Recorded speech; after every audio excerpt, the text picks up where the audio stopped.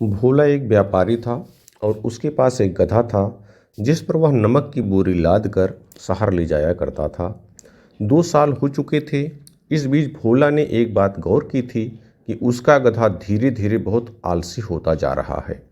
एक बार की बात है, भोला हमेशा की तरह गधे की पीठ पर नमक लादे उसके आगे चल रहा था। गधा धीरे धीरे भोला के पीछे चलता जा रहा था। जैसे ही वह एक नदी के पुल पर पहुंचा, गधे ने नदी में छलांग लगा दी, जिससे कि नमक की बोरी पानी में जा घुली। इससे भोला को बहुत नुकसान हुआ, लेकिन इस बार उसका गधा बहुत खुश था क्योंकि उससे मेहनत नहीं करनी पड़ रही थी और वह अपनी पीठ को खाली महसूस कर रहा था। यही सिलसिला 3-4 दिन चलता रहा। भोला नदी के पुल पर पहुंचता और गधा नदी में कूद जाता। एक दिन भोला ने गधे को सबक सिखाने की सोची। उसने गधे की पीठ पर नमक की बोरी की जगह रुई से भरी बोरी लाद दी। अब जैसा कि गधे का स्वभाव हो चुका था कि नदी पास आते ही उसे पानी में गिरना है, इस बार भी ठीक वैसा ही हुआ। भोला नदी के पास पहुंचा तो गधे ने छलांग लगा दी, लेकिन इस बार ठीक उल्टा हुआ। गधे की पीठ और भी ज़्यादा भारी होने लगी क्योंकि बोरी नमक की जगह रुई से भरी हुई थी। गधे को आज एक बड़ा सबक मिला था। हमेशा ईमानदारी के साथ काम करें, आलस्य से दूर रहें, क्योंकि अगर हम आलस्य करेंगे और ईमानदार नहीं रहेंगे तो हमें कहीं न कहीं इसका खामियाजा भुगतना पड़ेगा। दूसरी कहानी है ईमानदार लकड़हारा। एक गांव में मोहन नाम का एक लकड़हारा रहता था। वह गांव के सबसे गरीब व्यक्तियों में से एक था। उसके परिवार को 2 वक्त का खाना भी इसी काम से मिल रहा था। एक दिन मोहन अपने पास के नदी के किनारे लगे पेड़ को काट रहा था, तभी उसकी कुल्हाड़ी उस नदी में जा गिरी। मोहन पेड़ से उतरा ही था कि उसके सामने नदी की देवी सोने की कुल्हाड़ी लेकर खड़ी हो गईं। देवी ने कहा, पुत्र, मैं नदी की देवी हूँ। तुम्हारी कुल्हाड़ी गिरने से तुम परेशान हो रहे हो, इसलिए मैं तुम्हारी कुल्हाड़ी लेकर आई हूँ। मोहन ने कहा, माताजी क्षमा करें, लेकिन यह सोने की कुल्हाड़ी मेरी नहीं है। नदी की देवी इस बार चांदी की कुल्हाड़ी लिए मोहन के सामने आई, पर मोहन ने चांदी की कुल्हाड़ी को भी लेने से इनकार करते हुए कहा कि वह उसकी कुल्हाड़ी नहीं है। इस बार नदी की देवी लोहे की कुल्हाड़ी, जो मोहन की स्वयं की थी, उसे लेकर के आई और उसको मोहन के सामने प्रस्तुत की। मोहन प्रसन्नता के साथ उस कुल्हाड़ी को ले लिया और कहा, यही मेरी कुल्हाड़ी है। तो मोहन की इस बात से प्रभावित होकर के, उसकी ईमानदारी से प्रभावित होकर के देवी ने कहा कि मैं तुम्हारी ईमानदारी से बहुत प्रसन्न हूँ। इतना गरीब होने के पश्चात भी तुम्हारे अंदर लालच नहीं है, इसलिए मैं इनाम स्वरूप तुम्हें सोने और चांदी की कुल्हाड़ी भी अपनी तरफ से दे रही हूँ। आज वह लकड़हारा ईमानदारी का पुरस्कार पा करके बहुत खुश था। दोस्तों, जीवन में लालच न करें, ईमानदारी से अपना काम करते रहें। जिंदगी आपको एक न एक दिन पुरस्कार अवश्य देगी। अगली कहानी है जादुई छड़ी। एक बड़े सेठ के यहाँ 10 नौकर काम किया करते थे। सेठ के दुकान पर आए दिन कुछ न कुछ सामान गायब हो जाता था और किसी को भी इस बात की खबर तक नहीं होती थी। सेठ जी परेशान थे क्योंकि बहुत बार कई कीमती सामान दुकान से गायब हो चुके थे। एक दिन सेठ ने सभी नौकरों को बुलाया और सबसे पूछताछ की। वह सबकी तलाशी भी हुई, पर सभी नौकर खुद को ईमानदार ही बताते रहे। तलाशी में भी कुछ नहीं निकला। सेठ जी दुकान में हो रही चोरी से बहुत परेशान थे। उन्होंने अपने एक संबंधी को बुलाया जो बहुत बुद्धिमान थे और उनको सारी घटना बताई।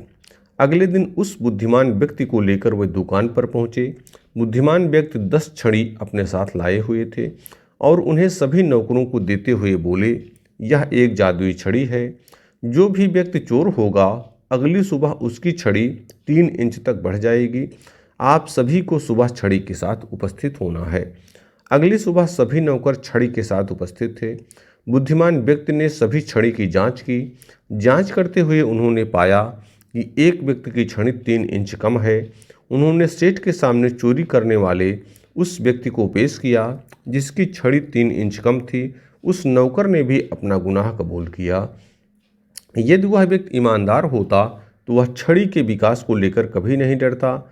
उस नौकर ने पहले से ही अपनी छड़ी 3 इंच कम कर दी थी क्योंकि उसे डर था कि कहीं अगली सुबह उसकी छड़ी लंबी न हो जाए। सीख: ईमानदार व्यक्ति को किसी बात का डर नहीं होता। वह रात में चैन की नींद ले सकता है और सिर उठाकर अपना जीवन व्यतीत कर सकता है। और अगली कहानी है राजा का उत्तराधिकारी। एक समय की बात है, एक राजा हुआ करता था जो बहुत बूढ़ा हो चुका था। राजा के 3 बेटे थे। वह चिंतित था कि उसके पुत्रों में कौन उत्तराधिकारी होना चाहिए। उसके लिए अपने 3 बेटों के बीच अगला राजा चुनना बहुत मुश्किल था, क्योंकि वह उन सभी से बहुत प्यार करता था और वे सभी उसके लिए एक समान थे। एक दिन उसके मन में विचार आया कि उसने अपने 3 बेटों को बुलाया और उनसे कहा, मैं आप में से प्रत्येक को एक बीज दे रहा हूँ। आप गमले में इसे लगाएंगे और जिसका पौधा सबसे अच्छा और खूबसूरत होगा उसे ही राजा चुना जाएगा। बेटों ने बीज लिया और वहाँ से चले गए। तीनों अब उसकी देखभाल में लग गए।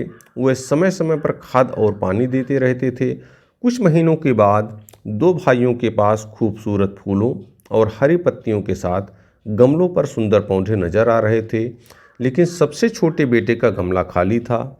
हालांकि उसने अपने बीज और गमले की बहुत अच्छी देखभाल की थी, लेकिन उसके गमले में कोई पौधे नहीं बढ़े। जब उसने देखा कि उनके भाइयों के पौधे बहुत सुंदर दिख रहे हैं, तो वह बहुत दुखी और चिंतित हो गया कि वह अपने पिता को क्या दिखाएगा। एक दिन राजा ने सभी भाइयों को अपने पौधे दिखाने के लिए बुलाया। पिताजी, देखो हमारे पौधे कितने सुंदर हैं, उन बेटों ने कहा जिनके गमलों पर पौधे थे। राजा ने सबसे छोटे बेटे से पूछा, आपका पौधा कहाँ है? आपका गमला खाली है। बेटे ने जवाब दिया, पिताजी मैं माफ़ी चाहता हूँ, मैंने अपनी तरफ से पूरी कोशिश की, लेकिन मेरे गमले में पौधे नहीं बढ़े। राजा ने कहा, नहीं, तुम्हें खेद नहीं होना चाहिए, क्योंकि मैंने जो बीज तुम सबको दिए थे वे उबले हुए बेकार बीज थे। उन बीजों की मदद से कोई पौधा उगाया नहीं जा सकता था। तुम्हारे भाइयों ने मुझसे झूठ बोला। जब उन्होंने देखा कि उनके पौधे नहीं बढ़ रहे थे, उन्होंने अपने गमलों में अन्य बीज लगा दिए। उनके पौधे अन्य बीजों से हैं, लेकिन आप ईमानदार थे और आपने मुझे सच बताया।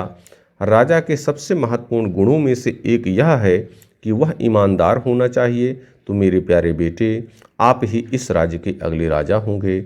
इस कहानी से यह सीख मिलती है कि ईमानदारी सबसे अच्छी नीति है, और यदि आप ईमानदार रहते हैं तो उसका पुरस्कार आपको अवश्य कभी न कभी मिलेगा। बहुत बहुत धन्यवाद।